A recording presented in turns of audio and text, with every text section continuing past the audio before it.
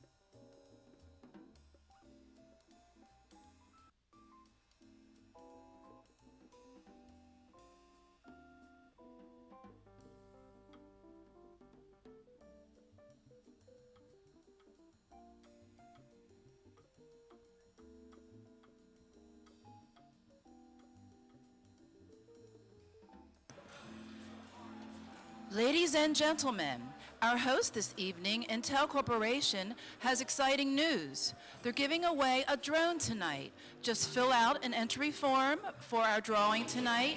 Intel representatives are waiting by the doors to help you. You only have until 7:15 p.m. to enter.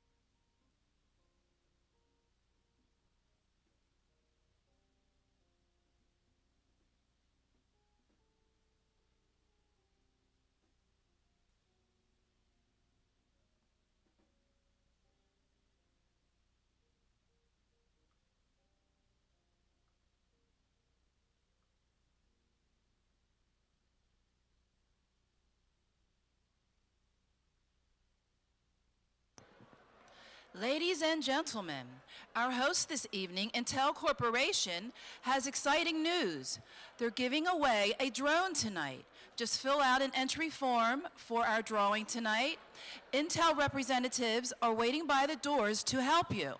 You only have until 7:15 p.m. to enter. Join the crowd.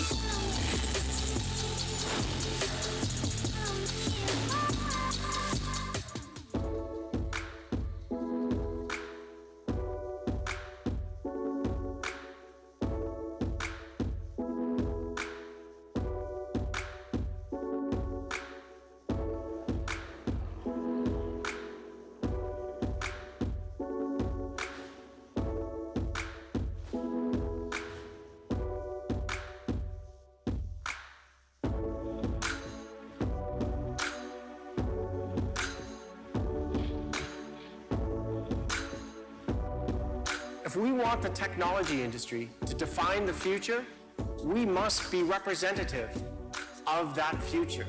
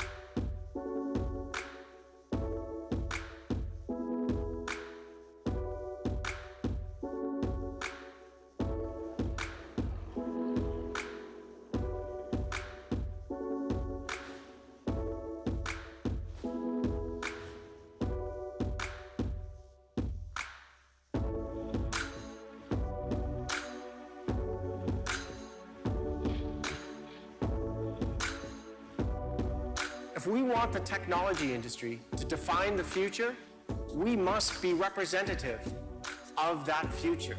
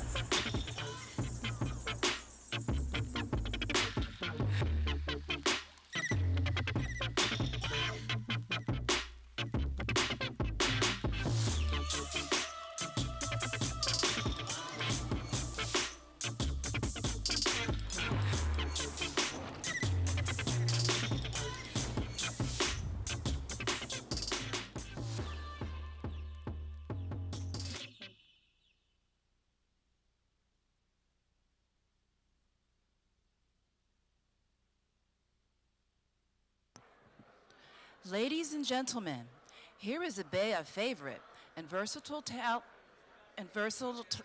talent with a velvet voice. Angela Stribling has built an impressive career in radio, television, and music as a multimedia broadcaster, an international jazz singer, recording artist, and one of the most sought-after voices in the country. She also hosts the hit radio show Pillow Talk with Angela on 96.3 WHUR and Sirius XM 141. Please welcome to the stage Angela Stribling. Thank you so much. Thank you for that beautiful introduction. Good evening. We are magazines. We are conferences. We are honors. We are unmatched networking opportunities. We are seminars and workshops.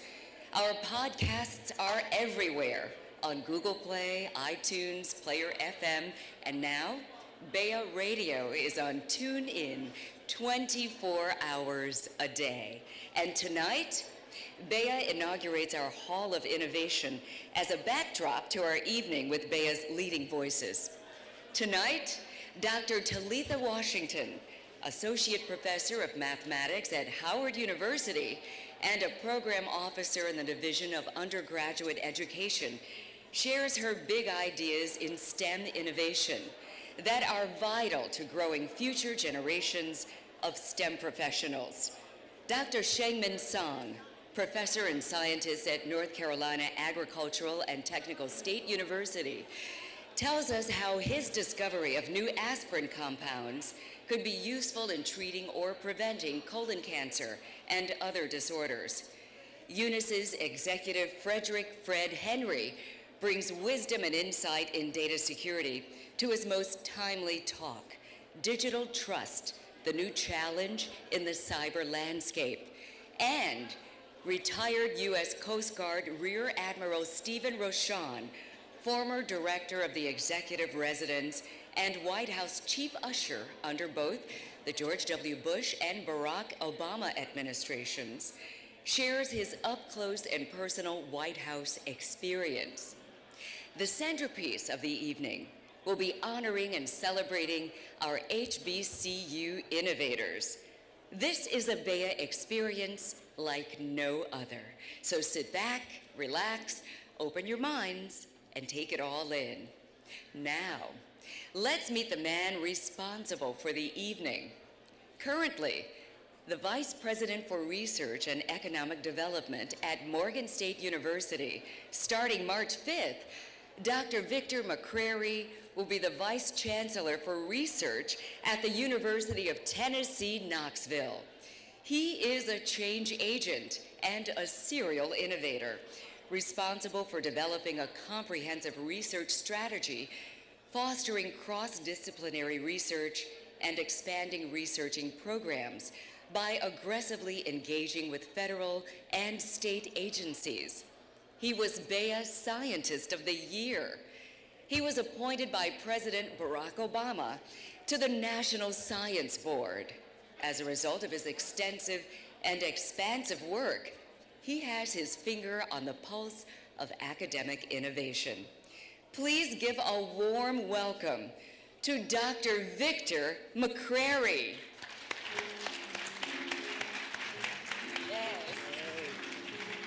Good to see you. How's everybody doing out there? All right, come on now. I know you had a group glasses of wine. Let's do that better. How are you doing today? All right. First of all, I just want to let you know, how many people this morning woke up and had a cup of coffee? Raise your hands. And how many people put sugar in that coffee? Raise your hands. All right. Somebody use that part of me, okay? But did you all know that Norbert Rillieux found a way to take sugar cane and make sugar almost 200 years ago?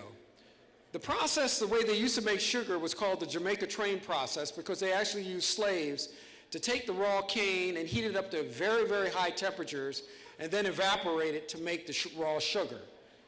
It caused a lot of injuries at that time. There was no OSHA around about 200 years ago.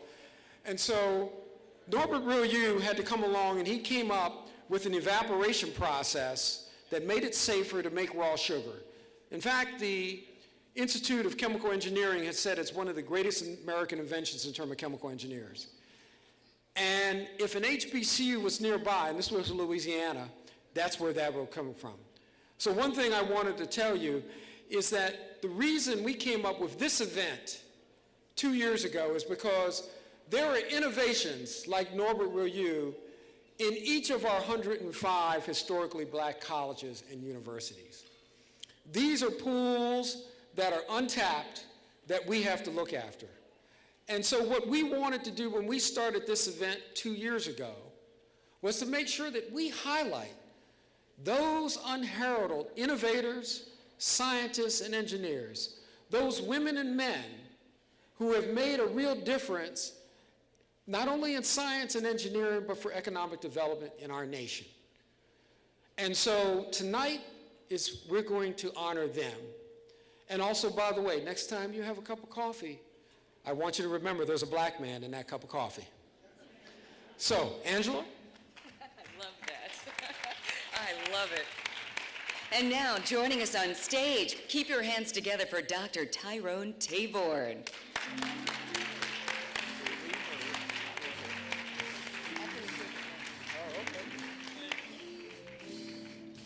Wow, the new and improved. It is, right? Looks so good.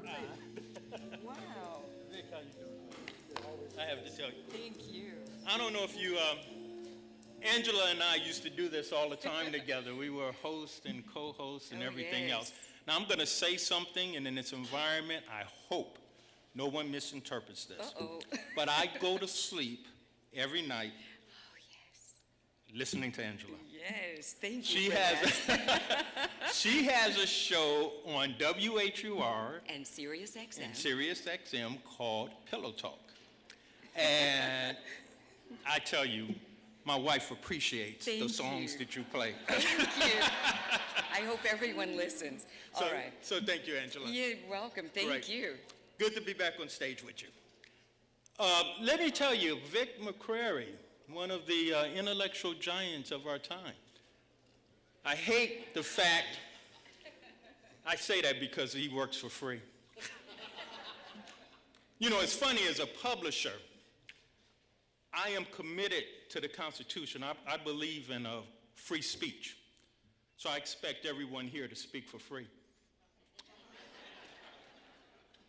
So Vic is leaving Morgan State University, where I have continued to serve as one of the members of the Board of Regents appointed by the governor. And it's a real loss to lose Vic.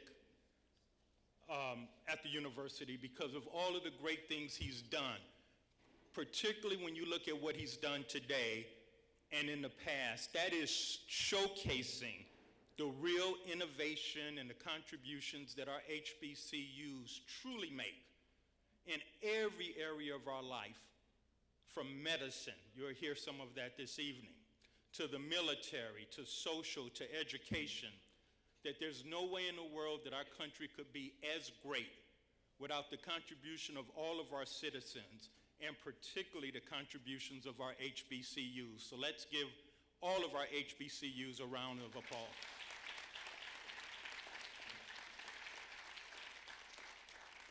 So this is a dream because BEYA has always been about intellectual curiosity.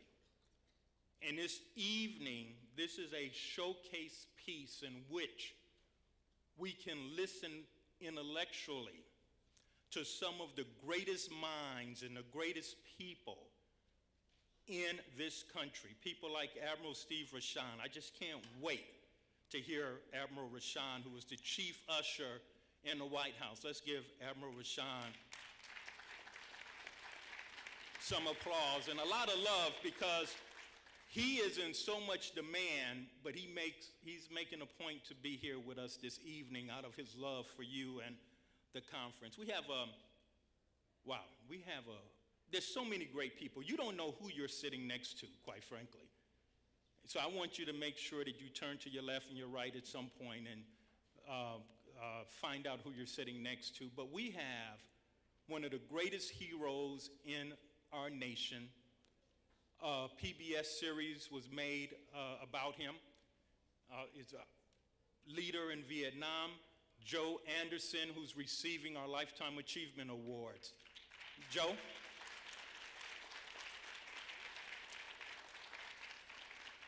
And we have all of these great folks in here. If I go through it, I'll take up my whole 3 minutes, Tony.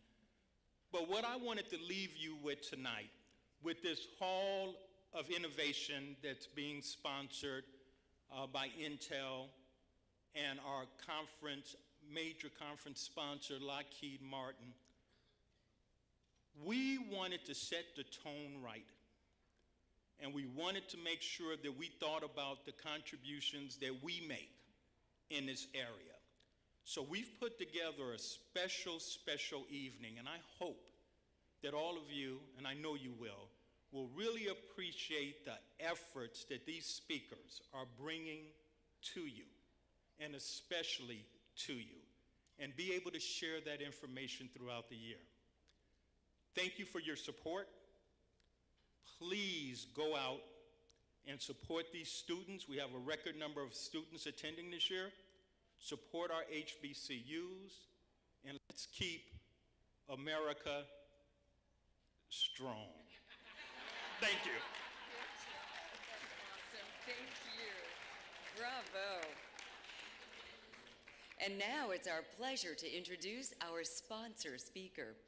He is a talent recruiter at Intel Corporation who currently recruits for Intel's Artificial Intelligence Product Group.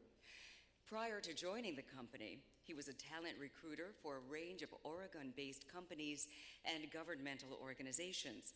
And before I introduce him, I want to tell you that Intel is an official Olympic partner, beginning with the 2018 Winter Olympics opening today in South Korea, where they plan to bathe the Olympic Village with 5G connectivity, transmitting sharp, clear images from their fleet of drones. And now, please welcome to the stage, Sean Shinney.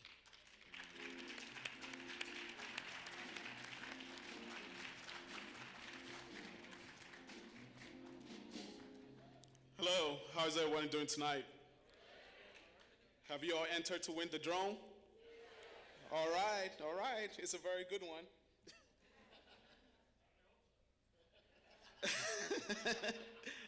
Thank you. It's a pleasure to be here this evening. I want to congratulate each and every one of you for taking the time to attend BEYA and learn from experts and your peers. This is a great place to be, and Intel is proud to be the sponsor this evening. I'm looking for innovators, people who make a difference in this world, people on the cutting edge, change makers. When I saw the tagline for this year's conference, Change Makers, World Impact, I was inspired. We're all change makers because we create technology that changes the world. Intel's 50th birthday is in July, so it's my birthday too, July. And we're celebrating. We're celebrating our history of innovation and change making. We have the reputation of being a cheap company, but we're much more than that. We're innovating in and changing the world of sports, fashion, automated driving, robotics, virtual reality, artificial intelligence, and drones, just to name a few. Speaking of drones, I hope you have entered the giveaway that I just showed you, because it is a very cool drone. The name of the drone is actually called the Spark DJI drone. So the drone is going to happen right after my speech this evening. At Intel, we're also celebrating our diversity. Intel recognized that we're a much better, a much richer company with a more diverse workforce. And like everything that we set out to do in Intel, we put great focus on the goal of increasing not only our gender and racial diversity, but our diversity of thought and experience. Intel will continue to be a leader in the tech industry during our next 50 years, and we need people like you to make that happen. I'm here with a great team from Intel, all of whom are equally excited to be here at BEYA, sharing this great experience with all of you. We're all wearing the Intel lapel pin, so you should be able to spot us easily. If you're looking for your next great opportunity, the next career move where you can work on world-changing technologies, come talk to one of us. Come talk to me. We're here for you. We'll be here tomorrow at the Modern Day Tech Leadership Luncheon, and we're hosting a networking suite tomorrow evening that's for professionals from 7 to 9 p.m., so come see us there. We're here for you. You will find the location on the card that's inside the blue pouch each of you received this evening. Come visit us and find out how you can be part of how Intel builds the future. I know you join me in looking forward to this evening's presentation. I can feel the energy in this room. Intel is proud to bring this great program to you. Thank you. Now let's see who has won the drone.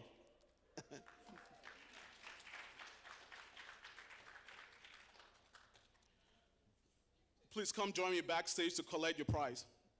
Drawing the names. Who is over there drawing the names?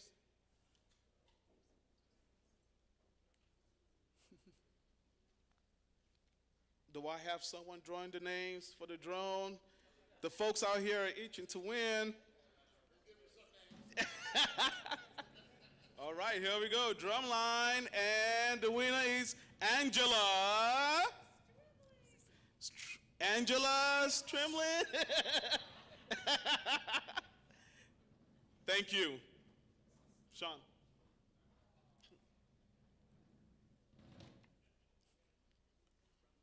Well, that was a very wonderful drum roll, by the way. Thank you. The winner is Grant Warner. Yes! He's the winner!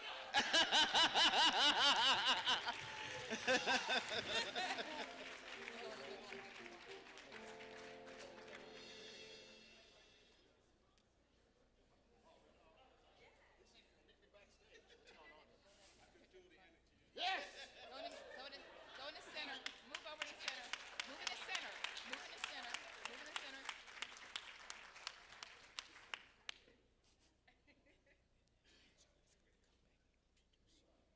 Wow, I love that you're so excited. Congratulations, you can go whichever way you want. How about another round of applause? And can we give it up for the band, the Dave Brown Band? They've been sounding so good. And that was a great drum roll and everything. Right on point. Thank you, Sean, and thank you, Intel Corporation. Now let's hear from the first of BEYA's leading voices. Dr. Talitha Washington is a tenured associate professor of mathematics at Howard University. She joined the National Science Foundation in 2017 as a program officer in the Division of Undergraduate Education. Going forward, big ideas in STEM innovation are vital to growing future generations of STEM professionals. Tonight, she shares 3 of her many big ideas that are essential to cultivating our nation's STEM talent. Ladies and gentlemen, Dr. Talitha Washington. Thank you. It's good to be here. And Grant, let's go hang out later and shoot off that drone. That's right. He's my Howard colleague, by the way. So my name is Talitha Washington. I'm an applied mathematician at Howard University, and I'm on detail at the National Science Foundation. So let's get first things first out the way. This is my talk. I represent no organization. You know the NSF disclaimer. That's how we roll. So this is all my opinions. So as any good math mama would do, I went and asked my kids, what does innovation mean to you? Now the one on the left, she's a 9th grader. She says, Mom, don't you know? Because as an 8th grade, she took Intro to Engineering Design, so she was like, of course, you create something that adds value. You make life better for yourself, life better for other people. I said, okay, that sounds good. And then I asked my oldest one on the other side. She's a first-year student at Howard, computer science major. Whoop, whoop, HU. I said, well, what is innovation? And how do we train you as a student for innovation? She got all excited talking about her engineering courses, talking about computer science and how they get to see real-world applications. I said, okay, that's nice. What about the S and the M in STEM, their science and math courses? The conversation went silent. I will say that she said that in mathematics and I think it was a physics course, science courses, we don't do innovation as well as engineers. I think there's some disconnects in innovation going across the whole STEM rainbow, let's say, that we can learn from each other to bring that excitement to life. But as an applied mathematician, much of my work interacts with the world. And just to give you an idea about this whole innovation, I kind of see myself on the left sometimes, where I have this idea, and then I want to refine it, I want to go conquer the world, that sort of thing, design solutions to problems, and then develop them and implement them. So I see this as an innovation funnel that we travel through. Sometimes it gets a little gritty, but the challenge is always fun. So I'm just going to share with you tonight my 3 big ideas that are essential to cultivating our nation's STEM talent. So the first thing is to expand the knowledge base. On the upper left, that's my grandpa. I would call him Grandpa Wangren. He's a Lutheran minister, and he would come to the house, he would crouch like this and say, Talitha, what did you learn today? Tell me one thing you learned. I said, well, it'll be, what, 2nd grade? 3 + 5 = 8? Okay, good, you're done learning for the day. You just have to learn one new thing every day. So he planted a seed in me that I just have to learn one new thing every day, which over a course of time it adds up to a large knowledge base. I entered into Spelman College as as an engineering major first. I kind of switched over to math. Please forgive me. I didn't know what I was doing, I guess.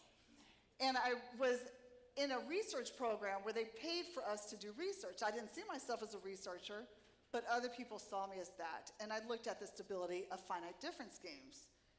I also had to beg and barter, negotiate to go study abroad in a Spanish-speaking country. Once we had a change of chair, I could go. And I ended up taking mathematics courses in Mexico.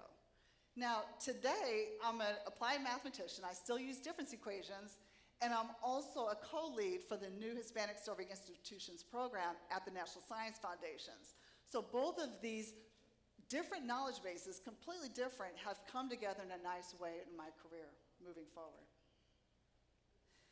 So the second one is to be creative and take action. Now on the left-hand side, you see the Tacoma Narrows Bridge. This was a bridge in Washington State. It was put up on July 1st in 1940. It actually exhibited torsional oscillations and vertical oscillations and it earned the name Galloping Gertie. However, on November 7th of the same year, it collapsed into the Sound, and you can actually see the concrete go up and down.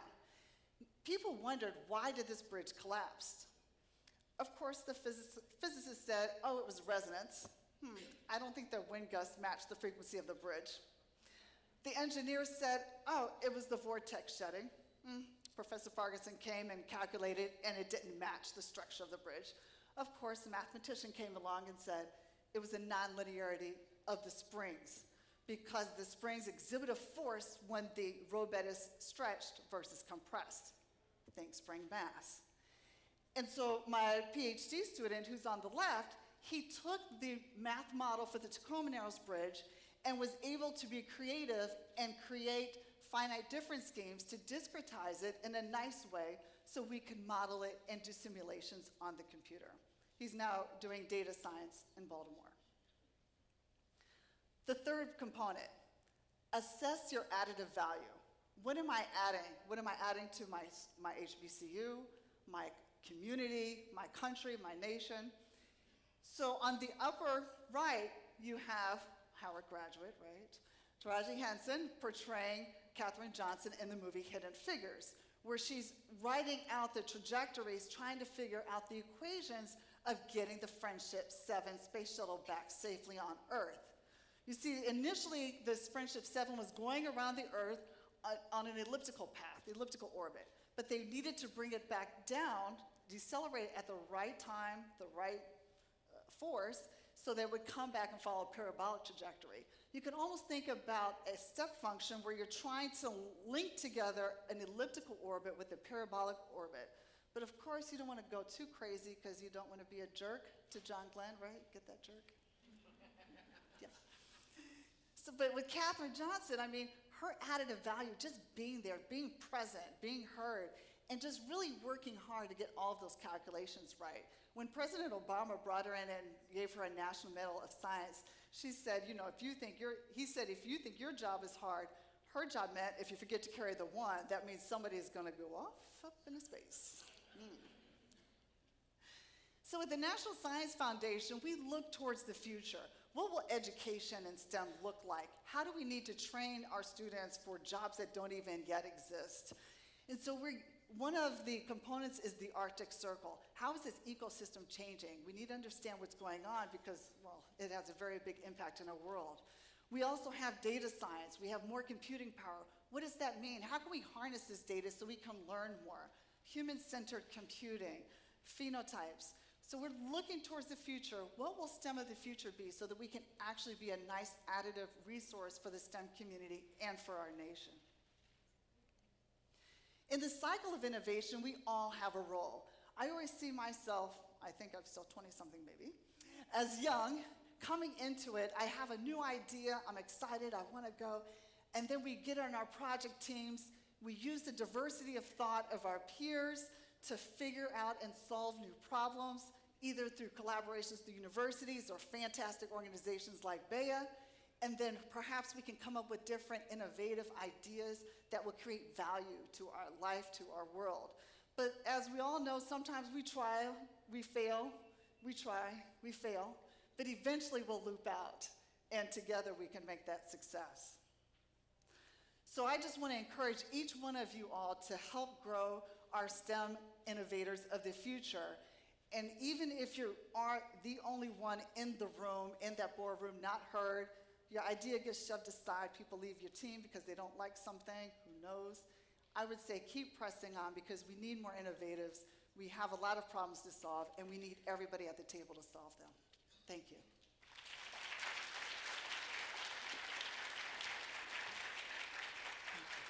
Very nice. The second of BEYA's leading voices, Dr. Shengming Song, is a professor and scientist, North Carolina Agricultural and Technical State University. Based on his groundbreaking research, he has been awarded a patent for aspirin compounds that could be useful in treating or preventing colon cancer, heart disease, and other disorders, so that more patients may one day receive the benefits of aspirin without incurring adverse side effects. Ladies and gentlemen, Dr. Shengming Song.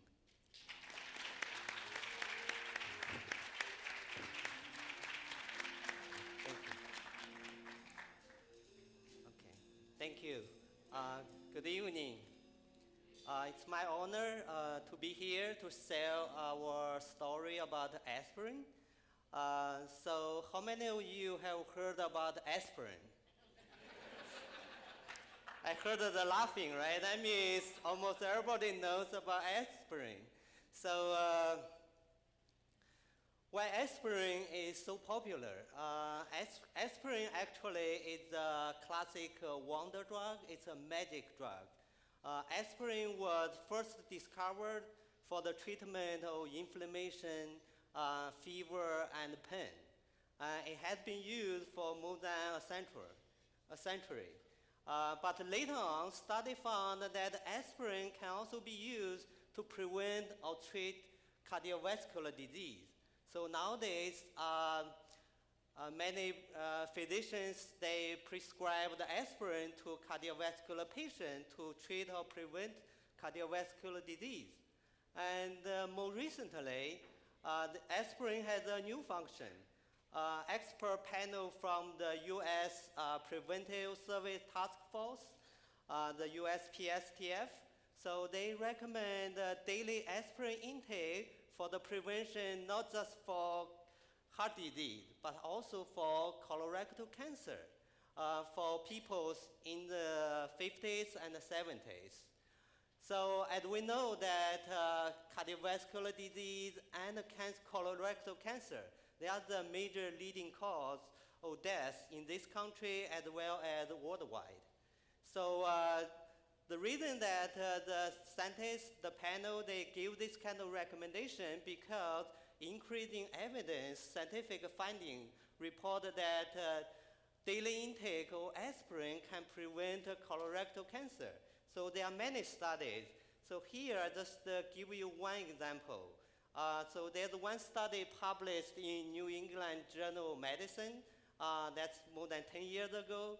So in that study, they did a 22 years follow-up over 82,000 women and almost 50,000 men.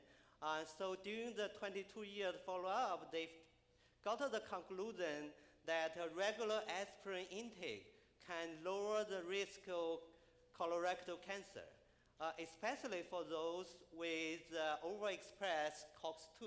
COX-2 is an inflammatory marker. So this is just one example. There are many studies, many human studies especially, found that low dose regular intake of aspirin can significantly decrease the risk of colorectal cancer. However, like many other drugs, aspirin as a drug, it has a side effect. The most known side effect for aspirin intake is the GI toxicity. If you take aspirin long enough, you will eventually get GI bleeding. That's your stomach bleeding or upper intestinal bleeding. So if you have stomach distress, ulcer, or bleeding problem, then you better not take aspirin, or if you have to take aspirin, you need to be watched by your physician and to get advice from your doctor. So then since aspirin is so wonderful, it has so many functions. So I just mentioned aspirin as the drug for inflammation, pain, fever, cardiovascular disease, colorectal cancer. There are also other studies found aspirin can lower blood glucose level for diabetic patients. So such a wonderful drug, then can we do some modification to lower the side effect of aspirin and to make a safer and more effective aspirin derivative? So for me, I'm a functional food person. My lab studied bioactive compound in food to prevent a chronic disease. So as a functional food person, so I'm thinking, can we use dietary compound to work together with aspirin to prevent the side effect of aspirin? So one of the mechanism that aspirin can cause GI bleeding is aspirin is acid. So itself can cause the direct contact with the stomach, with the upper GI tract mucosa. So that causes the damage of the mucosa. So we are thinking, can we use dietary compound linked with aspirin to prevent the side effect? So there are many dietary compounds actually have been found that can prevent that they have the gastroprotective effect. So for this slide, I just give you one example about the bioactive dietary compound, especially dietary polyphenols. It's one type of compound almost in all of our diet. You cannot avoid to intake polyphenols from your daily diet. So the compound, the example that I give to you is called resveratrol. Resveratrol is a compound found in peanut, in different berries, and in grape, and in red wine. If you drink a cup of red wine tonight, and you got some resveratrol. And this compound have been reported, it can prevent colorectal cancer from preclinical animal study as well as some human studies. And plus, this compound has been reported can protect the gastric mucosa against the aspirin type of drug-induced side effect.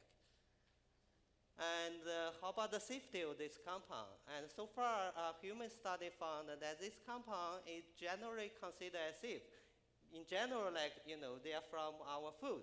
And from the clinical study, they found if you take resveratrol under certain amount, based on the current study, they are safe. This compound is safe. So this compound, is safe and also has the colorectal cancer preventive effect.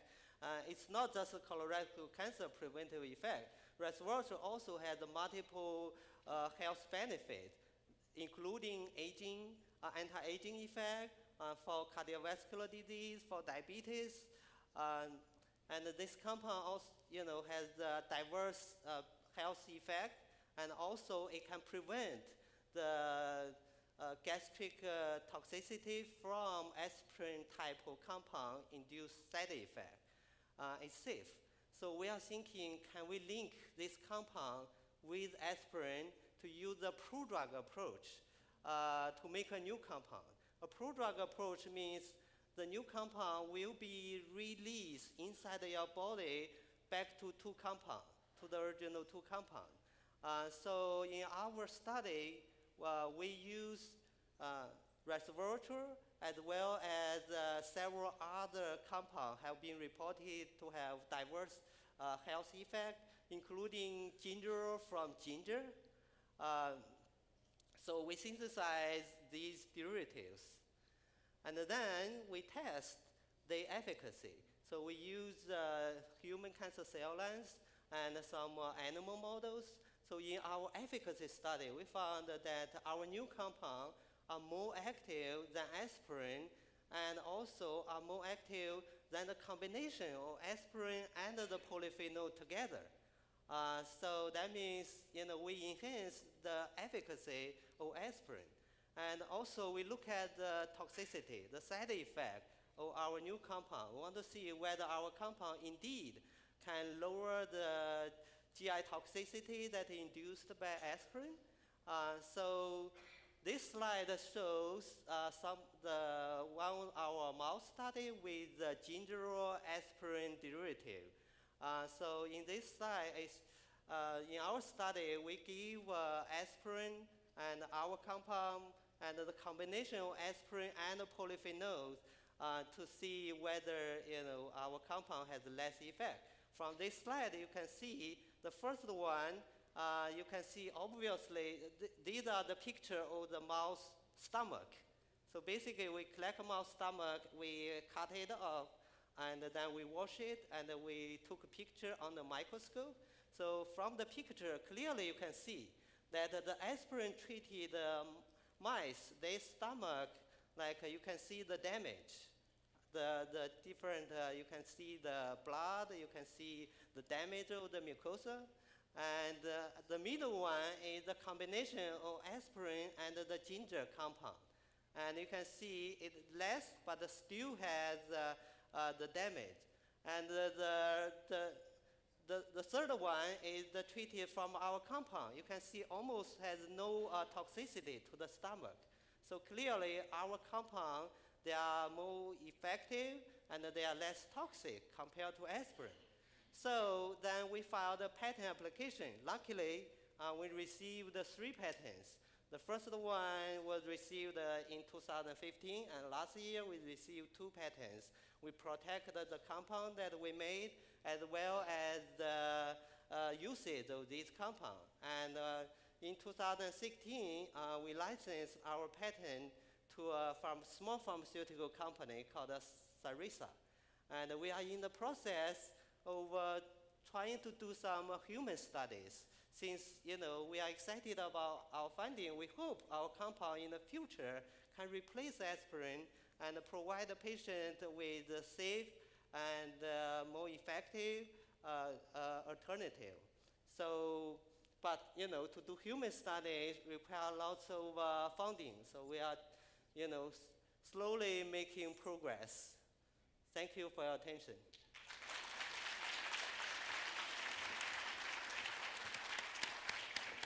Thank you so much. When it comes to innovation, HBCUs are incubators for extraordinary R&D. Tonight, we celebrate the people and academic institutions that are producing some of the nation's most exciting and promising innovations. Dr. McCrary. Today's awards are all about celebrating some of our greatest innovators. But I want you to know that these have rigid criteria. What we do is go out to all of the HBCUs and solicit nominations. They're judged then by an expert panel 2 or 3 times, and then we have a deliberation, and then the awards are judged on, rated, and then conferred. So with that, what I'd like to be able to do is talk about our first pioneer. Dr. B. Peter Wang is a pioneer in the field of cancer genomics and prostate cancer disparities. He is fully committed to the important research question of whether the observed disparities in prostate cancer between African Americans and European Americans are due to identifiable differences in the genomic portraits of these 2 populations. His recent publications in Nature Communications and clinical cancer research demonstrate his quality and expertise in this emerging field. Dr. Wang and 2 other scientists from GW and Duke developed aberrant mRNA splice variants as novel diagnostic biomarkers and potential therapeutic targets, and they received a patent for their innovation. Please welcome to the stage the 2018 HBCU Innovator, Dr. B. Peter Wang.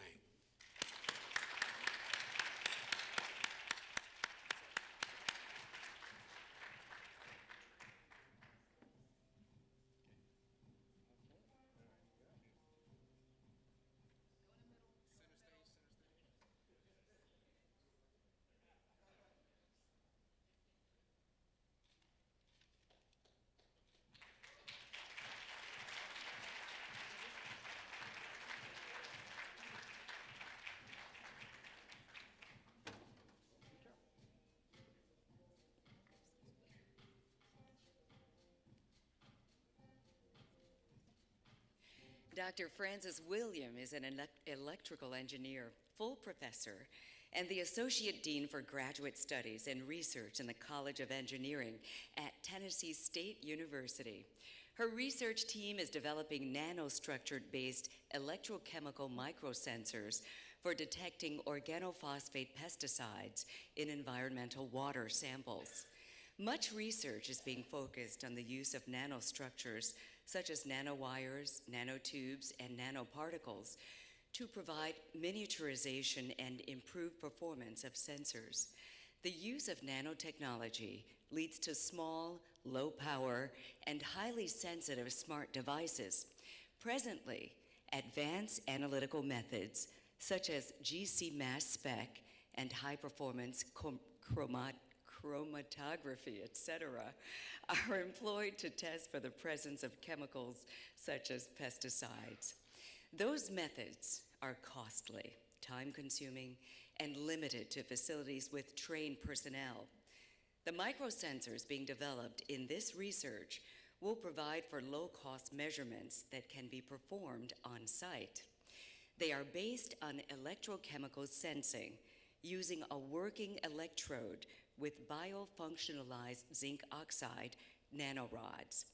Dr. Williams has received grants totaling $14 million as a principal investigator or co-principal investigator. In 2010, she received a U.S. patent for developing a micro-machine sensor for monitoring electrochemical deposition. Please welcome to the stage 2018 HBCU Innovator, Dr. Frances Williams.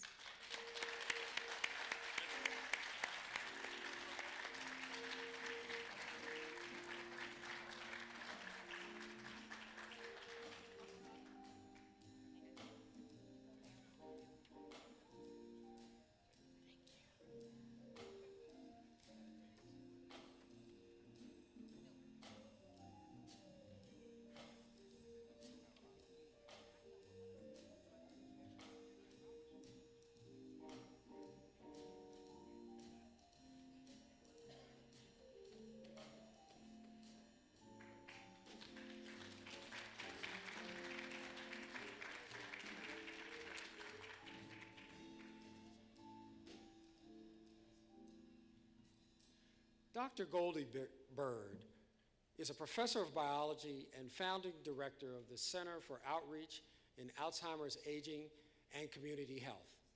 She is currently co-investigator on a $3 million award from the National Science Foundation to create a center for advancement of STEM leadership. This project also has a faculty development component that advances STEM leadership among faculty and administrators at historically Black colleges and universities.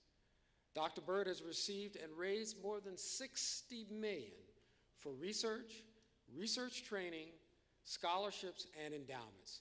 She won a multi-million-dollar grant from the National Center on Minority Health and Health Disparities to establish genetics research capacity at North Carolina State University, A&T. She also won support to study the genetic susceptibility of Alzheimer's disease in African Americans. As director for the Center of Outreach in Alzheimer's Aging and Community Health, Dr. Bird has created a faculty fellow program where multidisciplinary faculty can spend short periods of time at the center. They can learn about clinical research design, recruitment of subjects for research, community engagement that supports bench research, and dissemination of research results. Please welcome to the stage the 2018 HBCU Innovator, Dr. Goldie Bird.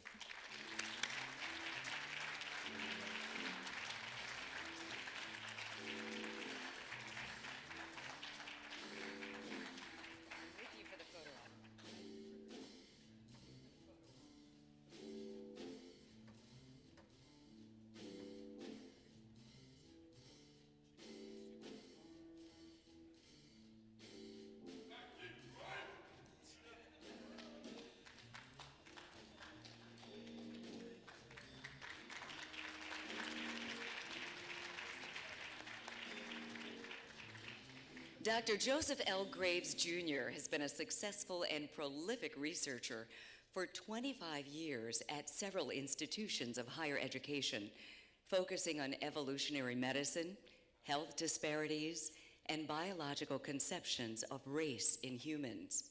He is the first African American to receive a PhD in evolutionary biology. His research focuses on the genomics of adaptation in bacteria and metazoans. Relevant to this project is his theoretical work examining how nanomaterials may impact biological systems, as well as his experimental work demonstrating how bacteria evolve resistance to metallic, metallic oxide nanoparticles.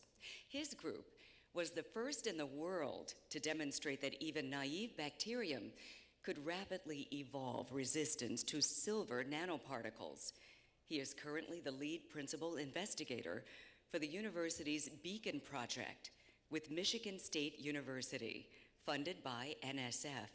Its goals are to expand our understanding of fundamental evolutionary dynamics by performing experiments on actively evolving systems and to enhance our ability to harness evolution as a powerful tool to solve complex problems in computer science and engineering.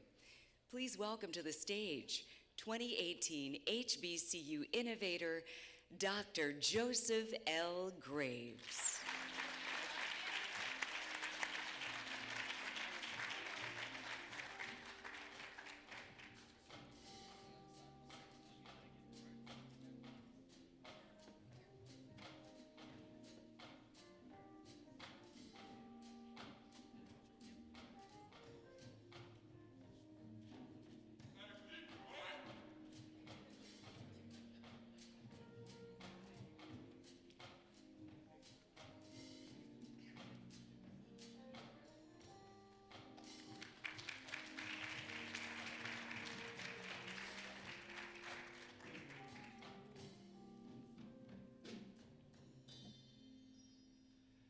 Dr. Shiming Song is the winner of North Carolina A&T State University's 2017 Intellectual Property Award. His research involves bioactive components from functional foods and herbal medicines to prevent chronic diseases such as cancer, obesity, and diabetic complications. He also won the grand prize of the inaugural Sobran North Carolina Biotech Innovation for the Impact Contest for his research on novel double prodrug that decreases aspirin toxicity in the gastrointestinal tract and increases its efficacy. His research and patented compounds could be a boon for patients that require the benefits of aspirin but suffer from accompanying stomach irritation. He recently signed an exclusive licensing agreement for his patented aspirin-derived compounds with Sarisa Therapeutics, an adventure company based in Minneapolis, Minnesota, to commercialize the novel aspirin derivatives developed in his lab as drug candidates to treat pain, inflammation, colorectal cancer, and heart disease. In 2017, he received another patent for compounds comprising aspirin and ginger derivatives that have shown promise for preventing and treating cancer. Please welcome to the stage the 2018 HBCU Innovator, Dr. Shiming Song.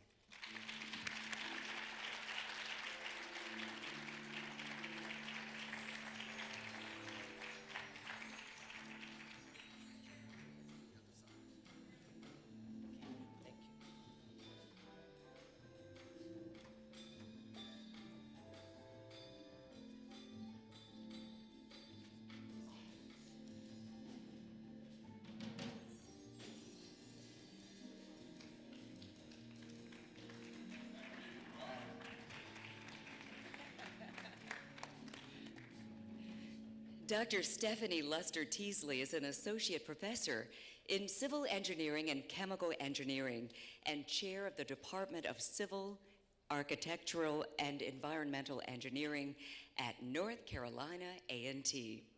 Her research group designs remediation systems that use biodegradable polymers to deliver chemical oxidants to remediate chemical and biological contaminants in wastewater and soil. In addition to her strong research in environmental engineering, she conducts educational research projects that creatively work to change educational instruction in laboratory courses. In 2010, she led the NC A&T team that developed the National 4-H Science Youth Day experiment that was used to teach millions of K-8 students about water quality, energy use, and global warming. In 2013, she received a patent for her invention of a controlled release polymer designed to treat wastewater using chemical oxidants. She's also a principal investigator on the university's National Science Foundation funded Advance It project that catalyzes and implements systemic approaches to significantly increase the representation and career advancement of women in STEM at the university. To date, she has received over $6 million in research funding.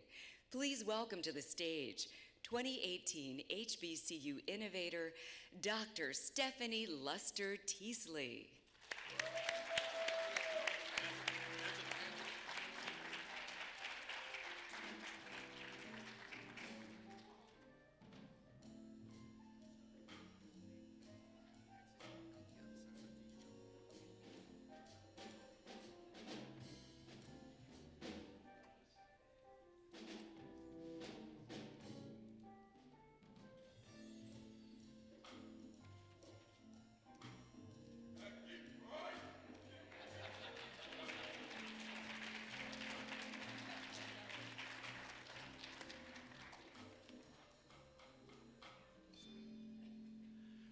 Now, this next award is truly a pleasure for me to announce, and you'll see why in a few seconds. Dr. Kevin Cornegay is a professor in the School of Electrical and Computer Engineering at the Morgan State University in Baltimore City, Maryland. His research interests include hardware assurance, reverse engineering, secure embedded system design, side channel analysis, differential fault analysis, radio frequency and millimeter wave integrated circuit design, high-speed circuits, and broadband wired and wireless system design. How you like that? As a result of his in-depth experience and recognition of the need to provide the electronics industry and intelligence community with knowledge, methodology, solutions, and skilled cybersecurity engineers, he created the CREAM Laboratory, the Center for Reverse Engineering and Assured Microelectronics at Morgan State University. CREAM helps prevent penetration and manipulation of our nation's cyber-physical infrastructures by applying invasive and non-invasive hardware and software reverse engineering techniques to assess physical layer cybersecurity threats in embedded systems, specifically those for the Internet of Things devices. CREAM develops countermeasures and trusted platform module design methodology to secure them against sensitive data extraction, disruption, diversion, and obfuscation. As director of CREAM, Dr. Kevin Cornegay leads a faculty of 4 co-directors and extremely talented CREAM fellows that perform leading-edge research, including data analytics, hardware and software reverse engineering, physical layer cybersecurity, hardware assurance, embedded system design, software-defined radio design, trusted platform module design, and RF integrated circuits. Please welcome to the stage the 2018 HBCU Innovator, Dr. Kevin Cornegay.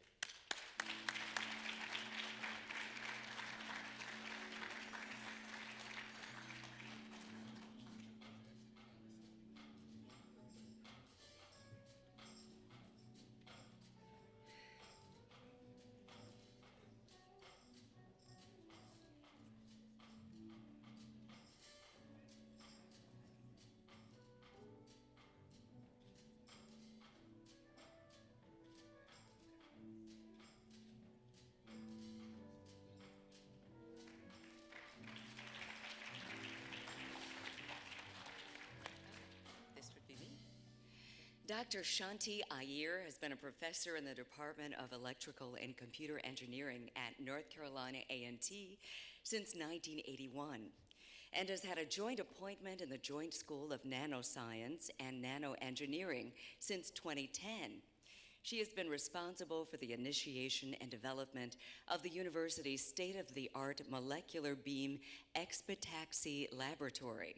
She developed numerous courses, specifically material properties for electrical engineering, thin film and nanoengineering of compound semiconductor materials, and devices that are well integrated with the research focus. She also works in the optics laboratory and microelectronics fabrication laboratory, and has been the principal investigator of over $9 million in DoD-funded research projects. She was director of the Center of Excellence for Battlefield Capability Enhancements that focuses on developing technologies for environmentally stable, flexible panel displays. Her current research work is in molecular beam epitaxial growth, characterization and fabrication of nanowire-based photodetectors and next-generation photodetectors and integrated nanophotonics. Please welcome to the stage 2018 HBCU Innovator, Dr. Shanti Iyer.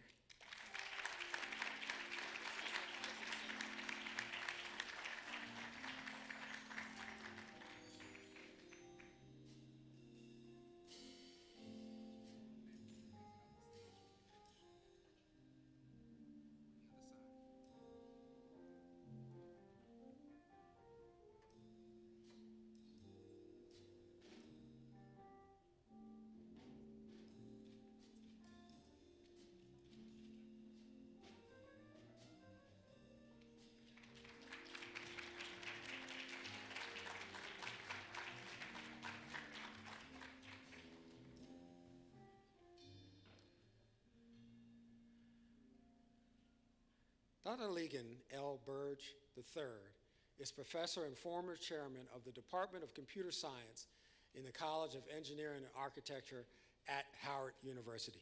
Go Bison! His primary research interest is in distributed computing. A distributed computer system consists of multiple software components that are on multiple computers but run as a single system.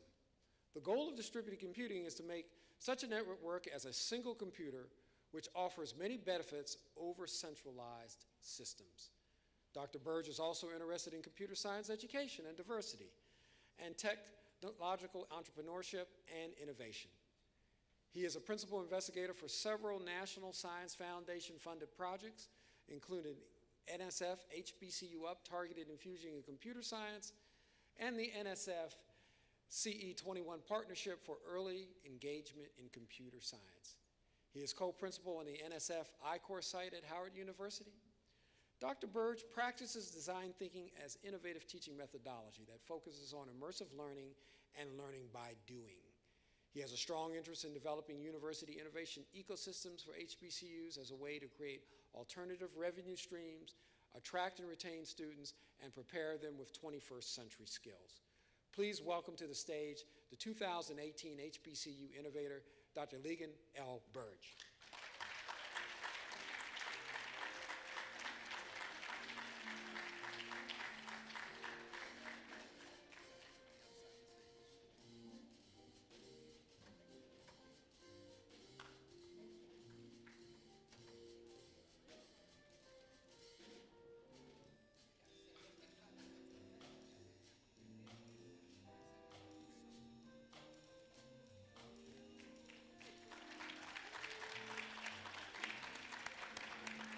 Since 2004, Eric Conway has served as the director of the Morgan State University Choir, as well as chair of the Fine and Performing Arts Department. Go Bears! He has traveled virtually all over the world, directing the choir in Czech Republic, Ghana, China, Russia, Brazil, Australia, South Africa, and Colombia. Some of his significant accomplishments as pianist include a tour of Eastern Africa, sponsored by the United States Information Agency. One of the highlights of the tour was a solo performance for Madagascan television and radio. He has performed as soloist with several orchestras, including the Baltimore Symphony Orchestra, Baltimore Chamber Orchestra, Baltimore Concert Artists, Johns Hopkins Symphony Orchestra, Georgetown University Orchestra, and the Millbrook Orchestra in Shepherdstown, West Virginia. Dr. Conway is also sought after as a collaborative artist. He has worked with several leading artists, including Trevor Y., Hilary Hahn, Daniel Heifetz, William Brown, Janice Chandler, and that's just to name a few. His choral accomplishments include working closely with some of the greatest conductors of the 20th century, including Robert Shaw, Sir Neville Marriner, and Donald Newen. In 2001, he was chorus master for the Baltimore Symphony Chorus's performance of the Verdi Requiem. He travels around Mid-Atlantic area giving choral master classes and workshops for collegiate and high school levels. In September 2015, he was asked personally by Aretha Franklin to conduct a choir to accompany her in her performance for Pope Francis during his visit to the United States. In December 2015, he conducted the Baltimore Symphony Orchestra in a special holiday Christmas concert with the Morgan Choir. Please welcome to the stage 2018 HBCU Innovator, Dr. Eric Conway.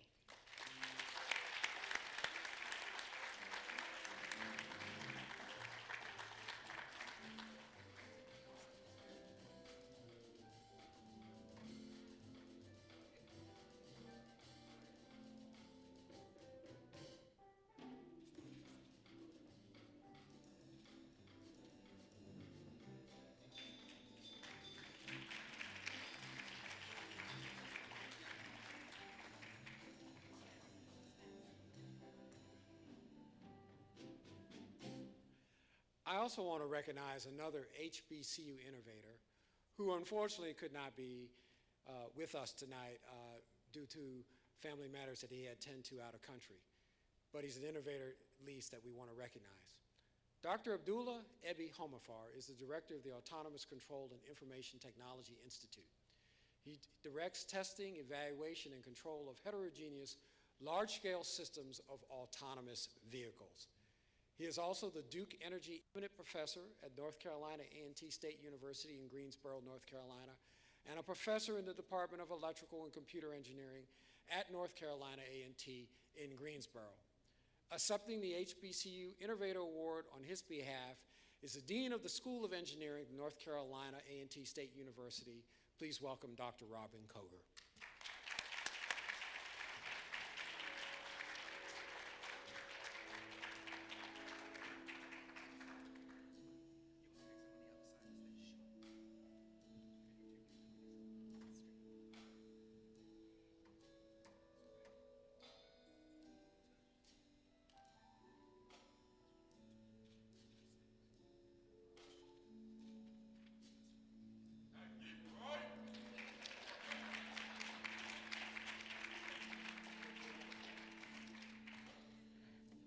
Ladies and gentlemen, let's give all of our HBCU innovators another round of applause.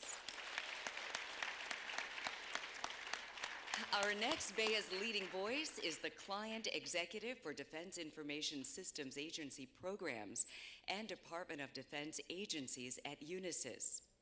Fred Henry brings his wide-ranging expertise to today's challenge of keeping data secure. Previously, he was Chief Operating Officer for TapLink, a tech startup company. He also founded Barrow & Associates, LLC, an IT consultancy company. Prior to his successful transition into the commercial sector, he dedicated 30 years to the U.S. Army before retiring as Brigadier General. Ladies and gentlemen, Fred Henry.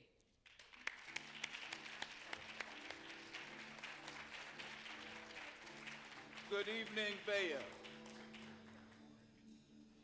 You know, it is truly an honor for me to be on this stage. After following so many of these academic powerhouses, I feel sort of kind of small. But it's all good. My topic is about trust. And I think this is a topic that actually impacts the nation and your citizenry, and as well as the Department of Defense. So specifically, digital trust. What does that mean? Well, many of you know who I am. I'm Fred Henry. So if I was to ask you a test or give you a test and say, who am I? You'll probably respond, Fred Henry. You know, because Fred Henry, for you to see Fred Henry, that's visual authentication. You can recognize who I am. And that's the easiest way to identify someone, and it's the most traditional way. It's facial recognition. Now, if I was to ask you again, who am I? If you didn't know me, you would not be able to determine that I was Fred Henry. And this is the challenge with the digital age. And this is the paradox of the digital age, because the lack of standards makes it much more difficult to determine who I am. Because it's difficult in the digital age to particularly with the growth and the acceleration of data, to truly authenticate who I am. Because I could be Fred Henry, or I could be Francois. You don't know. You don't know online, because people masquerade online with different identities. So what is this thing about trust? You know, trust is essential in the digital economy. And I have given you a brief definition here of trust, and I've bolded some areas of trust that really speak to what it means from a business perspective. What does it mean to provide consumers a trusted environment where their data is stored and shared? Because you expect that as a citizen. You expect the government to be able to protect your data, and so when you try to obtain access to services, you want it to be uncompromised. That's what you expect as a citizen, and that's what you expect as a service member when you're trying to defend our nation. So what is this? My idea about trust is that we are predisposed to trust. You know, at the moment of birth, we have to rely on caretakers. And those caretakers protect us. They feed us, they teach us. And at some point, we lose trust, and then, but we still believe in this fundamental principle of trust, because we presume trust in almost everything that we do. Now, what does that mean? Because one of the awardees was focusing on Internet of Things. And that's a significant shift in our economy. Now, the challenge with the Internet of Things, great promise. But the challenge with Internet of Things are the people in this room. Because you, like me, like to have hyper-personalization. You want to have authentic experiences that mean something specific to you.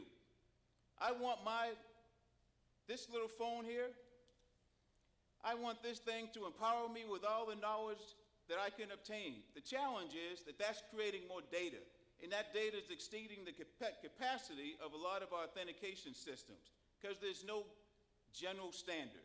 There's a wide range of standards in terms of how things are authenticated online.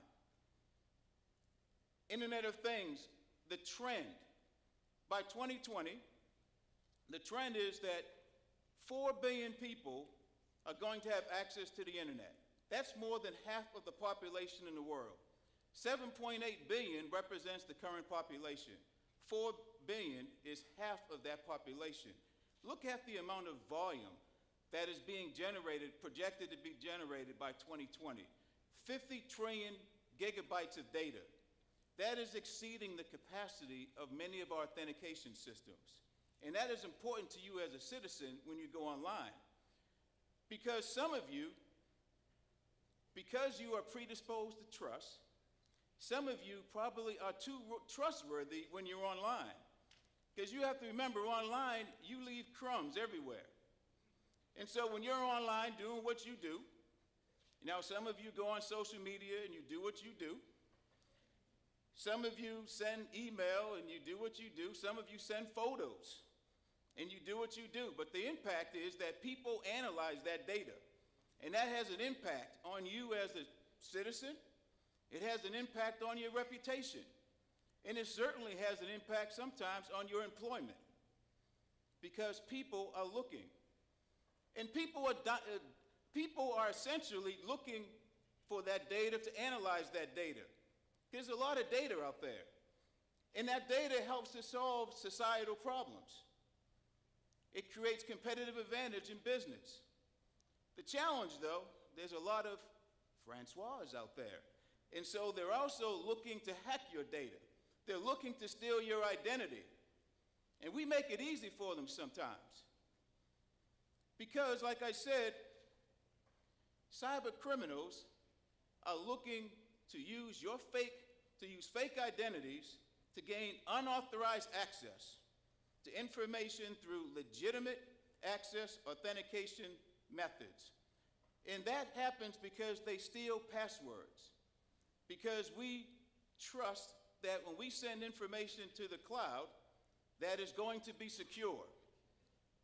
And quite frankly, that is not always the case. What is the biggest problem with this information? A lot of that information is stolen, and then you become the victims through phishing. And so from a military perspective, when those days when I served in the military, a big concern was having data compromised, having system compromised by individuals and users, because the weakest link is the individual. Doesn't matter how big or how powerful your system is, it's always the lowest, the weakest link. And criminals, cyber criminals, are going to use this information to exploit you through a number of phishing methods.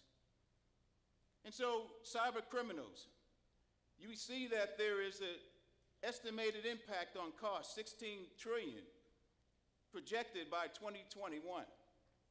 And when you look, and that's Forbes, that's not Fred Henry speaking, that's Forbes speaking. When you look at what are they targeting? Sensitive information, both for corporations and for you. And so what is needed? STEM and this people in this room need to help, and there's individuals that was working on Internet of Things, we need to help improve the security. How do you improve the authentication capabilities online? Because your identity is at stake. And identity is critical in the digital area. It's all about trust, and it's all about your digital trust. Because identity fraud is the fastest rate of cyber crime right now today. And criminals want to access your personal information. So you should practice good habits and be wary of those Francois out there. So what does this mean, identity theft? You can see the numbers. I won't quote the numbers, but you should look at the methods to protect your identity. And I would highlight the last one. Don't overshare information on social media, because people are going to be mining that data. And I said before, the weakest link, it is always the individual. The individual is the weakest link. I mean, you'll be amazed just how poor people practice their password. The lack of password discipline is, you'll be amazed that some people still use password. You'll be amazed. And so why is that a problem? Because the cyber criminal is looking to compromise stolen identities through the ability to capture your password. And the computation power used by cyber criminals, because they're well-financed, they use computation power to conduct brute force attacks, crowd hacker attacks, keylogger attacks, all designed to steal your identity. Multi-authentication. There has to be improvement and more adoption of a multi-authentication type capability. Now, most of us are familiar with two-factor. There's something that you know, and then when you log on, you provide username, password, and depending upon how you log on, and then you get a PIN. And then you're providing that PIN back to authenticate, to give you authorization. That's two-factor. Three-factor is biometrics, some form of biometrics. Now, some of us don't like to have our eyes, people zooming in on our eyes. We don't like that. And so adoption of three-factor still has a little ways to go because of the biometrics. But again, it comes back to protecting data. The breaches, about 150 breaches occur each day. About 150. 81% of all breaches, according to the Verizon report in 2017, are attributed to stolen passwords. So, digital trust is critical, it's important. Internet of Things is creating challenges for how you secure your data and how you secure your information. Now, if trust is key, systems have to be protected. But systems are only as good as its weakest link. And once the trust is lost in a system, or once people lose trust in the capability of a system to be able to secure and protect data, it's hard to get the confidence and the trust back from those who have been compromised. And so in parting, I would just like to say it's all about trust. It's all about digital trust. And digital trust requires well-disciplined individuals who are accessing and sharing information to ensure that they're doing it in a way that doesn't compromise them or their organizations. Thank you.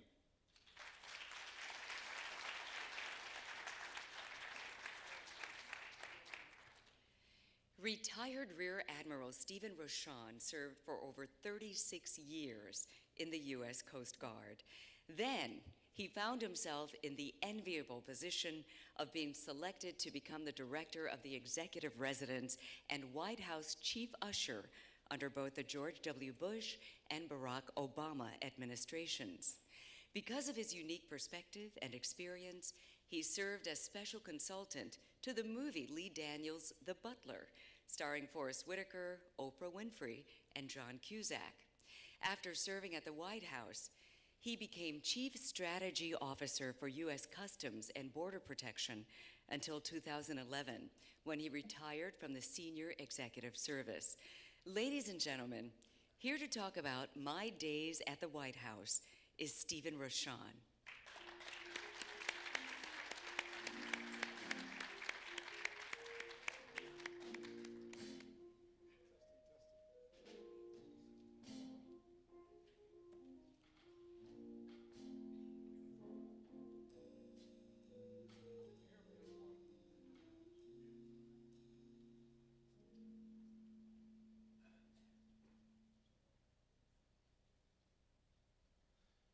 Now,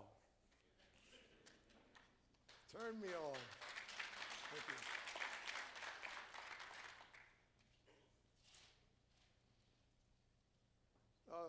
Thank you, ladies and gentlemen. Thank you, Ms. Stribling. And this is a tough act after all of these great minds, these STEM, innovative people, these techies, and then you bring this old retired admiral up here.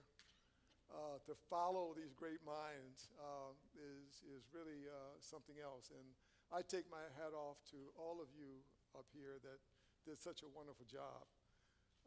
I was brought in by Dr. Taborn at the tail end to talk about something just a little bit lighter.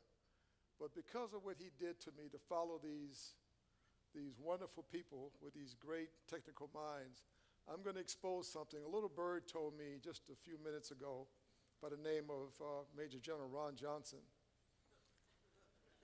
that today is Dr. Taborn's birthday. Happy birthday, Dr. Taborn.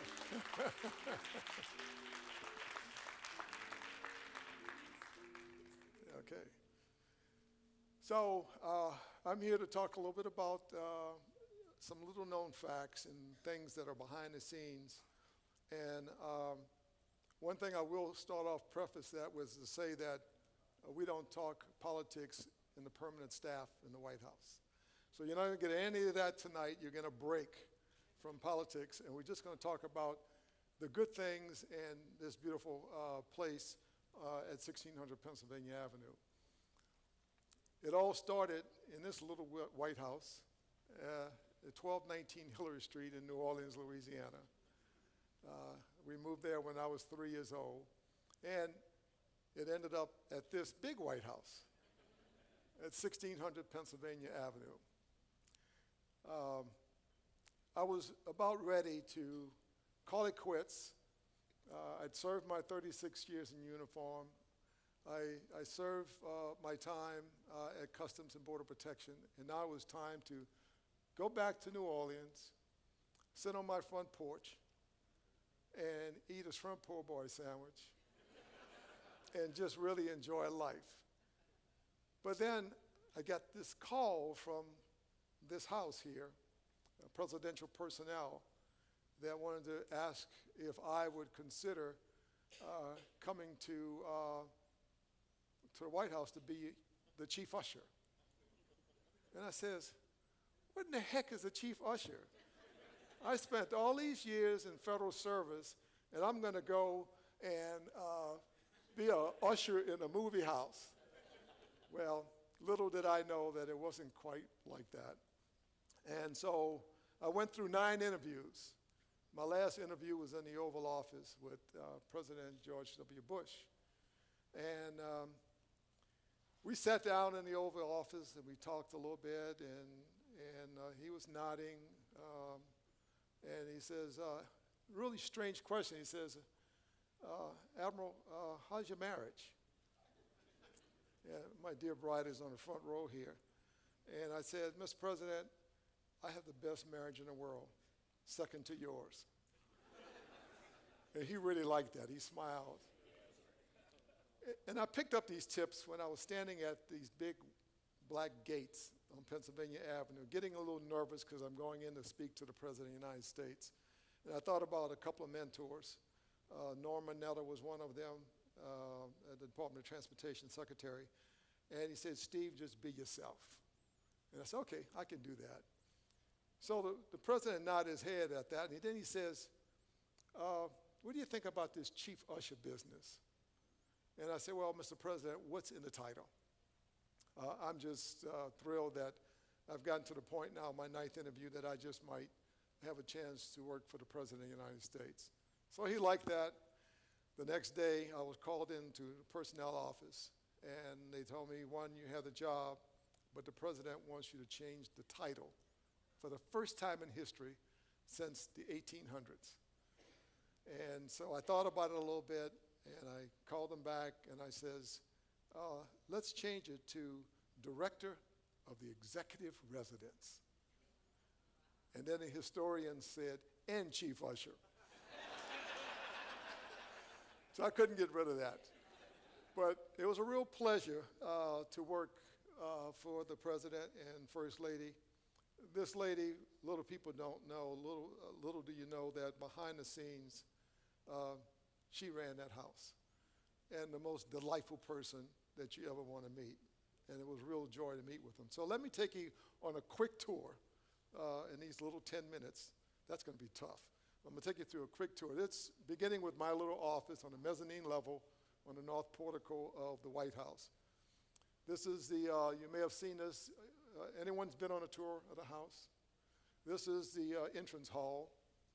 And right up in the corner above those double doors, you see that little peephole up there? That's my office.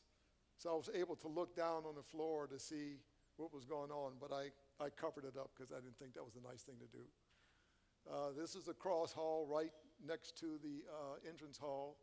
This is the cross hall dressed up Christmas time. Each First Lady has their own taste, and even this year we had a chance to look at it, and it was quite beautiful. This is the state dining room. Right now it wasn't set up here in this picture for the major state dinners they had, but that's the state dining room. This is the green room, one of the reception rooms. I'm standing next to one of my most favorite butlers, Mr. Ramsey, who is no longer with us. This is the blue room, one of the main rooms or attractions in the center of the White House. And I'll tell you something about behind that window, behind that plant a little bit later on, which is actually a heavy-duty glass security door that leads to the South Lawn. This is the red room, and this is the east room, where we have all the major events, whether there's going to be a talk or some major production or entertainment, such as Stevie Wonder. This is on the second level. A lot of people don't see this, but it's on the second level, which is the private second floor of the White House. This is the Lincoln bedroom. And it was one of my favorite places to walk through because I was able to actually stand there and read the original signed Gettysburg Address by Abraham Lincoln. And here's my incredible staff. Over 95 full-time staff members and about 250 part-time staff to take care of the White House.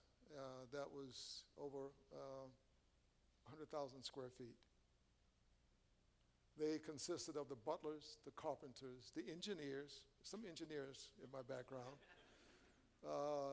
the chefs, the pastry chefs, you name it. We had everyone that had their own jobs, the engineers in the basement, of course, but the plumbers were outstanding, the carpenters. Really a well-experienced, trained crew. This is one of the housekeepers getting ready for the inauguration. These are my great butlers, distinguished gentlemen, and they had their little fun times on the side that I can't share all of them, but in fact, this is one of them. This is on the second floor in the West Sitting Hall, right outside the president's master bedroom. And we did have our little side jokes that I can't repeat. Sometimes we needed Mickey Mouse to come help us out. And another one of my very favorite butlers from Haiti, Smiley Saint Aubin, who is no longer with us, unfortunately, and one of our part-time staff serving from the kitchen to the state dining room.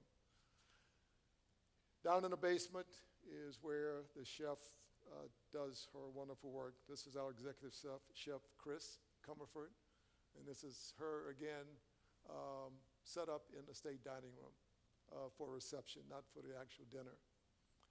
And these are the ones, my right hand folks, the ushers, the assistant ushers that took care of the daily. Some of the military would understand. They stood to watch when I was not there. One of the things that was most memorable shortly after I got there was to have my first state dinner. And the state dinners, as I mentioned before, are for heads of state. And they roll out the red carpet, literally. And this one was for Her Majesty the Queen of England. And she wanted to meet myself and my deputy chief usher to thank us for doing such a job to honor her presence. So because of that, she sent an invitation and invited me to Buckingham Palace to see how the Brits do it. I brought my lovely bride, Shirley, and my first butler, the chef, and a couple other my staff. And not only did we take a tour and enjoy Buckingham Palace, but the Queen invited us to the Queen's diplomatic reception, black tie event. And someone told me, we're going to put you in the last room, the sitting room, the sitting hall, because the Queen has to pass by you to get to her quarters. And I said, oh, that's nice. So sure enough, Her Majesty, after waving to everyone as she was coming through the house, she walks up to me and she says, and who are you, young man? And I says, Your Majesty, I'm Admiral Rashawn, the Director of Executive Residence. And she yells back, Philip, come meet the Admiral. That was pretty neat to have that much attention. And she shook Shirley's hand and everyone else. A delightful lady. I had a chance to fly on Air Force One with the President. This one event was to go to Camp David with him to help put on another event to make sure it went as well as we did it in the mansion. One of my favorite visits was Pope Benedict, and it was one of my favorites because they told me that I could not be in a room at the same time. The staff told me, no, we don't want you in there. It's just the President and First Lady. I said, you know, I'm the chief usher. Why can't I be in a room with the Pope? And they says, nope, clear the room and whatever. But what they didn't know is a little secret, that door behind that I mentioned to you before, that glass door, that great big ballistic door, opens up to where the Pope had to come in, and I'm the only one that has the key. So although I couldn't pose with the Pope, the photographer, who was a friend of mine, I just called, he took a picture of me behind the Pope. And because the Pope was so thrilled with his treatment at the White House, he gave me one of his coins, Pope Benedict's coin, the challenge coin that most of you in the military here are familiar with. And this is one of the final pictures with my dear mom, my dear wife, with the Bushes one of our last times in the White House with that administration. One of the other fun things to do, sort of lighthearted, was I was in charge of picking out the White House Christmas tree every year. Had to be 18 feet tall to fit into the Blue Room. And this is just some of my Park Service folks assisted me. The biggest thrill for me, to be honest with you, was President and Mrs. Bush wanted me to be the first one to greet the first African-American president to the White House.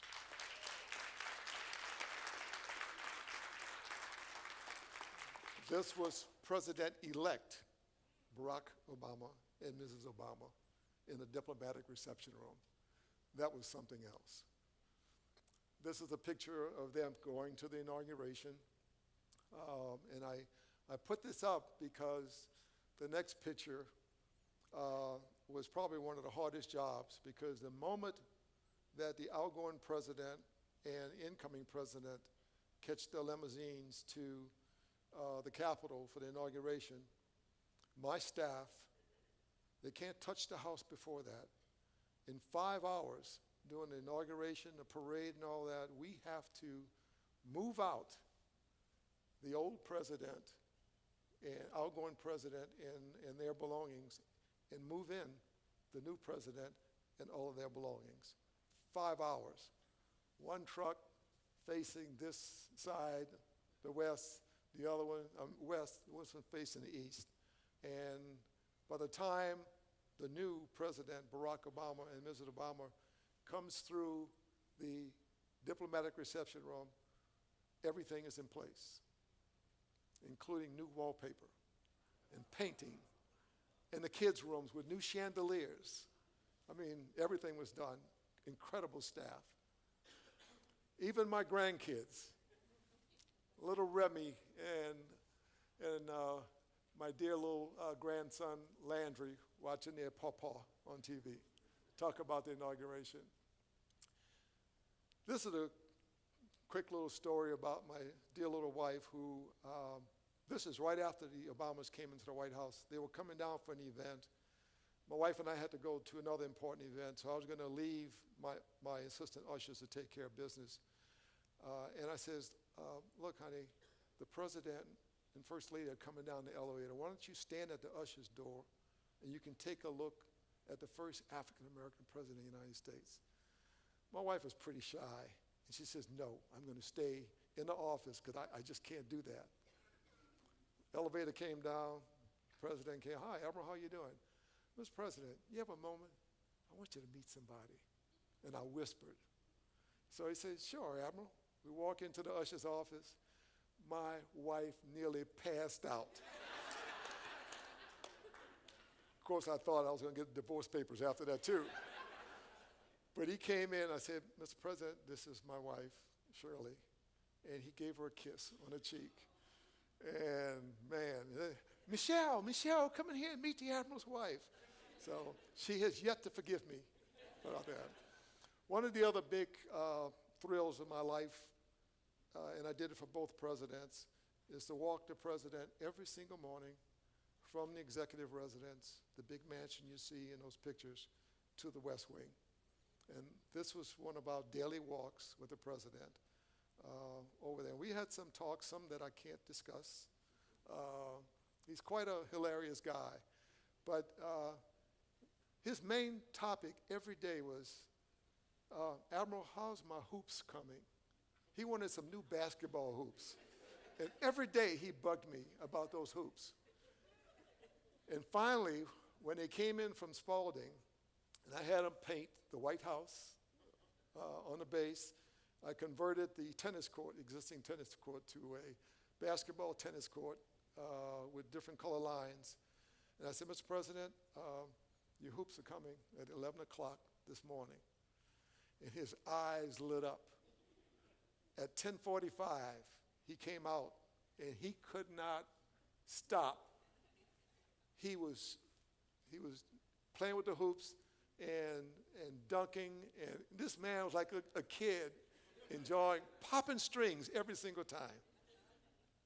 This was showing the first lovely adorable first daughters pictures of different swing sets, because my next concentration was to take care of them.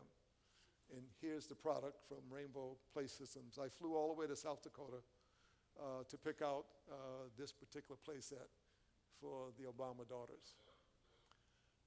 Rainbow was so pleased with saying they built a play set for the White House that they built this table, and on the top they put all the different presidents' brass plates embedded on the top, and then my little name on the base of the picnic table.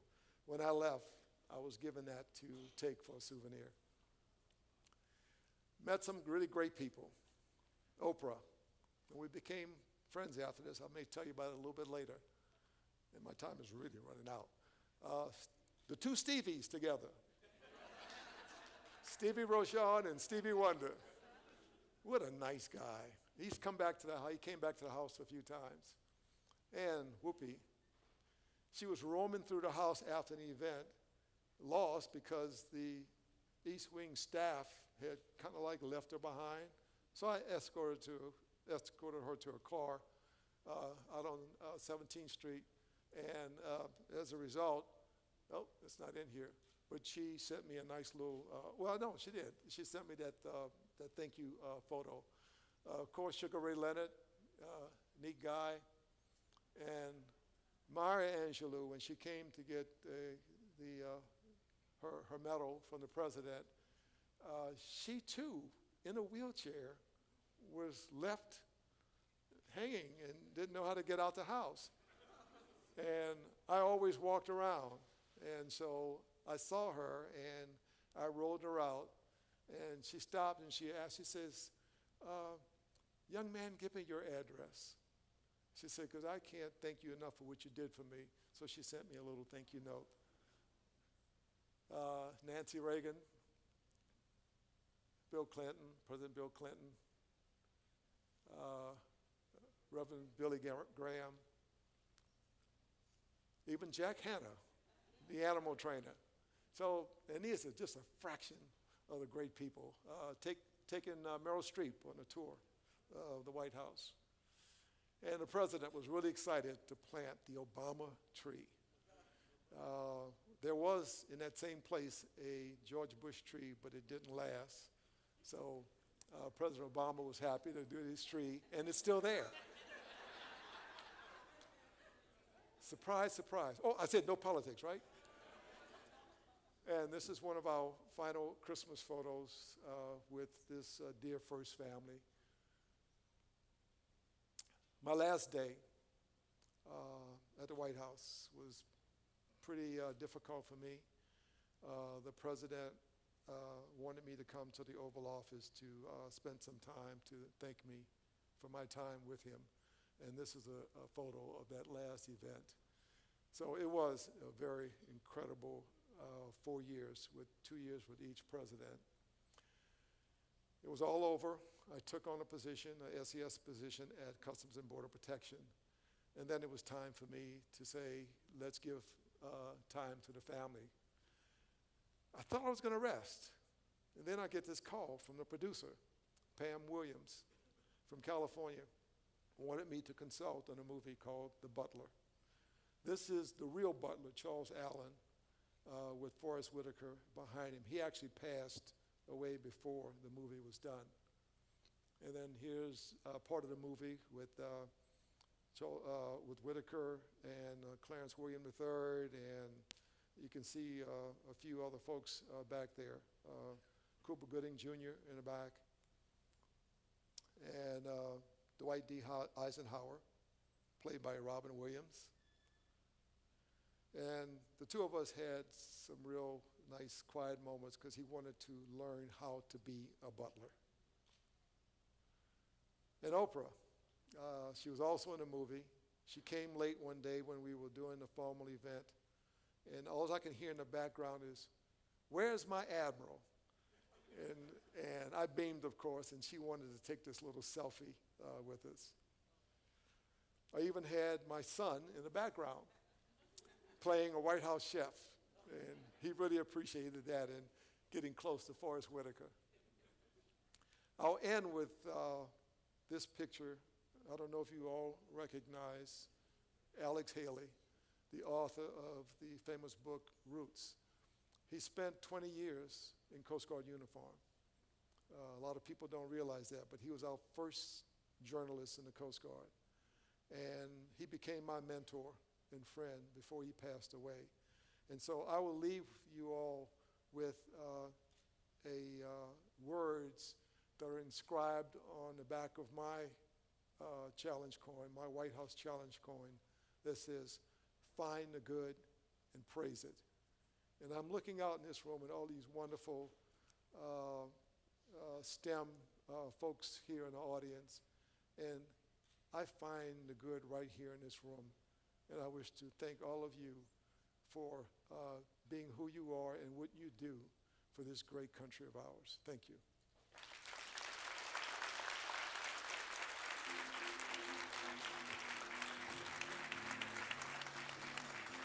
Thank you, thank you, thank you.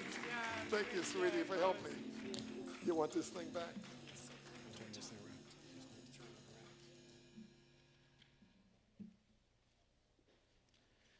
It is my sincere pleasure to present our final HBCU innovator. Dr. Grant Warder is an established technology entrepreneur. He is the co-founder of Connect Yard, a social analytics platform integrated in leading learning management systems and e-learning platforms. He is also co-founder of Exedia Labs, a DC-based incubation firm that provides training and technical consulting to local startups. Grant leads the Howard U Innovative Initiative at Howard University. How You Innovate is an interdisciplinary initiative which provides campus-wide innovation programming, including the Bison's Startup and Bison Accelerate courses, in which students are guided through the process of founding technology startups. He also directs the Howard University, Hampton University I-Course site, which focuses on commercializing university research from HBCUs in the Delaware, Maryland, Virginia area. Additionally, Grant is a member of the national faculty for the National I-Core program. That is a program that's run by the National Science Foundation. In that role, he has provided innovation and entrepreneurship training to 100+ teams and companies from across the nation. He is the Director of Innovation and Entrepreneurship and a professor at Howard University. But in conclusion, and particularly for this, as we near the end of the ceremony, it's his quotation that he has that I think is most telling, and that is this: teaching is less about the experience that you have and more about how you can help a student or founder interpret their own experience. Please welcome to the stage this 2018 HBCU Innovator, Grant Warner.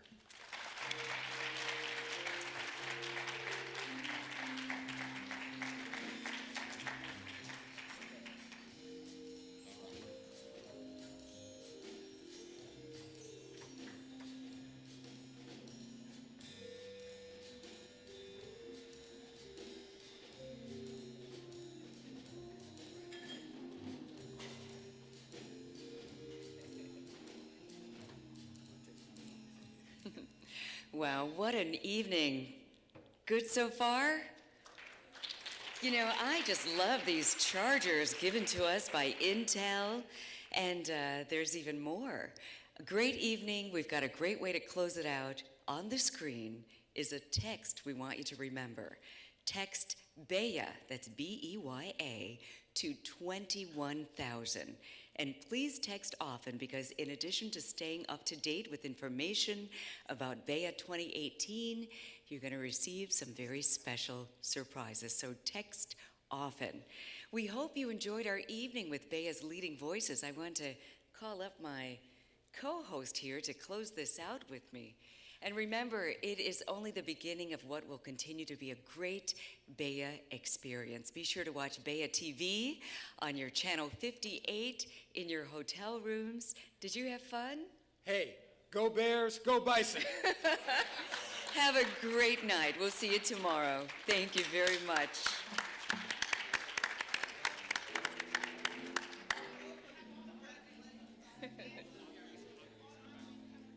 Please, all the honorees.